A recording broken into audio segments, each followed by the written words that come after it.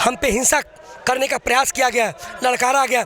हम निरीह के भांत थे, पूरा भारत रो रहा था, यहाँ हमारी जान सकते में थी।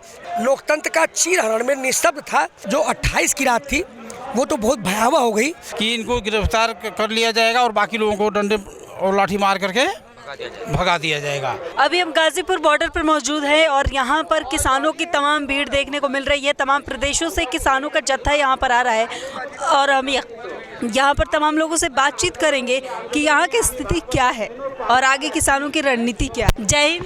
जय हिंद। मैं मणिदेव चतुर्वेदी, रिटायर्ड BSF बनारस से। जी कब से है? हम यहाँ 16 दिसंबर से हैं। और 16 दिसंबर से लगातार कंटिन्यू परत दर परत जब से लोकतंत्र का चीरहरण हो रहा है तब से हम गवाह हैं यहाँ के चश्मदीद। 26 जनवरी के एक दिन बाद जब यहाँ पर थोड़ी तस्वीरें धूमिल करने की लोगों ने कोशिश की तब थे। जी बिल्कुल। और यहाँ पे मैं एक फौजी जवान भी हूँ, किसान भी हूँ और एक सुरक्षाकर्मी भी हूँ। और मैं यहाँ लीड कर रहा था, लोगों को ढाढ़स बना रहा था। जिस प्रकार से पुलिस या प्रशासन, जो भी भारत सरकार अनैतिक व्यवहार कर रही थी, यहाँ लोग भयक्रांत हो गए थे, भय के साए में जी रहे थे। नेट बंद कर दिया गया था, लाइटें बंद कर दी। तो अभी भी बंद है। उस दिन से उसके पहले नहीं, पानी बंद कर दिया गया हमारा और पुलिस का यहाँ घूमना शुरू हो गया। और जो 28 की रात थी वो तो बहुत भयावह हो गई।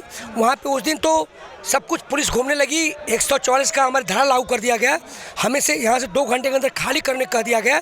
तो सब कुछ एक लोकतंत्र का चीरहरण में निस्तब्ध था कि मैंने बॉर्डर पे जो 31 साल अपने जवानी के दिन गुजारे, मैं सोच रहा था क्या इसी दिन के लिए, क्या ऐसा ही मेरा लोकतंत्र होना चाहिए। मैं किसके लिए क्यों वहाँ ड्यूटी करता रहा। जिस तरह से 40 विधायकों के साथ नंद किशोर गुर्जर आगे बढ़ा, उसके सामने पूरे पुलिस प्रशासन, DG, IGP, DIG, ADM सब लोग थे, SP, किसी ने नहीं रोका। हम पे हिंसा करने का प्रयास किया गया, ललकारा गया। हम निरीह के भांत थे, पूरा भारत रो रहा था, यहाँ हमारी जान सकते में थी। मैं थैंक यू YouTube चैनलों को बोलूँगा जो सोशल मीडिया को लाइव किया, नहीं तो निश्चित रूप से हम उस दिन जमींदोज हो गए होते। सब लोग अपने यहाँ से निकल के यहाँ पे खुले आसमान के नीचे, इस सरकार ने मजबूर कर दिया था। खुले आसमान के नीचे क्या बूढ़े, क्या बच्चे, क्या महिलाएं इसमें लेटे हुए थे। अगर अंदर होते तो हमारी जान जा सकती थी। जी पूरी रात जगते रहे, फिर मीडिया आ गया, लाइव दिखाया गया, फिर लोग आते गए। 11 साढ़े 11 के बाद 1 जत्था, 2 जत्था, 3 जत्था, जब जत्था बढ़ते गए, यहाँ पे संख्या बल बढ़ती गई तो पुलिस पीछे हटती गई और फिर लगभग 2 से 2:30 के बीच में पूरा पुलिस प्रशासन चला गया।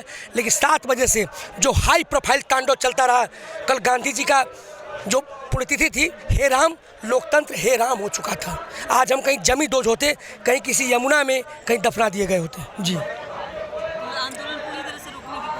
जी जी बिल्कुल, कुचलने की, रोक कुचलने की, नष्ट नाबूद करने की। जी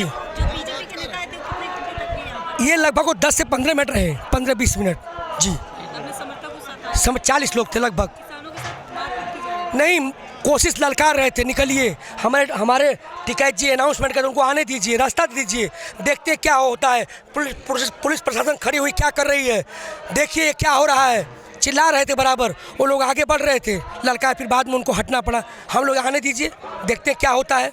जी जी। मैं सूबेदार मेजर जयप्रकाश मिश्रा, संस्थापक व राष्ट्रीय अध्यक्ष वेटरन्स एसोसिएशन, पूर्व सैनिक संगठन ऑल इंडिया। ये जो जवानों की मांग है, तीनों बिल और MSP निर्धारण, उसे कम रेट पर लेने वालों की सजा के प्रावधान, इस मांग को लेकर के पूरे देश भर के किसान एकजुट हो चुके थे और बिल्कुल इसका जो है किसान आंदोलन से जन आंदोलन में बदलता जा रहा था। इसको देखते हुए सरकार ने ये सोचा कि ऐसा कोई मौका देखें जिससे कि इसको कुचला जा सके।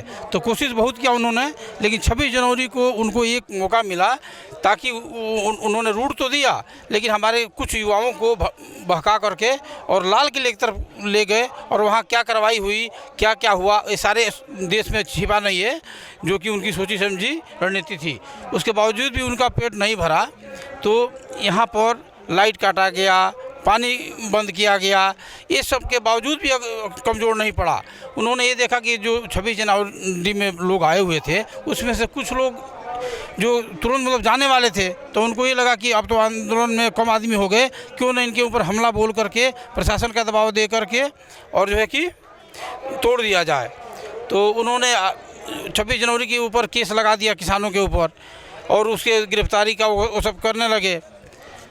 तो उस रात को उन्होंने इसी तरह के मतलब वो माहौल बनाया कि इनको गिरफ्तार कर लिया जाएगा और बाकी लोगों को डंडे और लाठी मार करके भगा दिया जाएगा।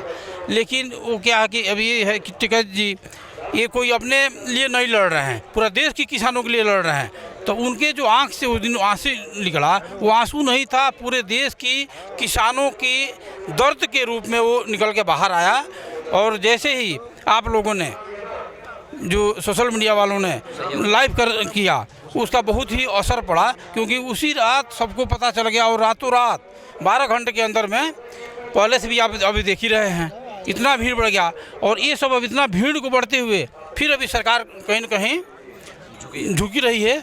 और मैं कुछ अच्छा भी मानता हूँ, क्योंकि सरकार भी कुछ झुके, कुछ ये भी झुके, और बातचीत से ही इसका मामला निकलेगा, क्योंकि जब तक बातचीत नहीं होगा तो हल नहीं निकलेगा। तो बातचीत होना भी चाहिए।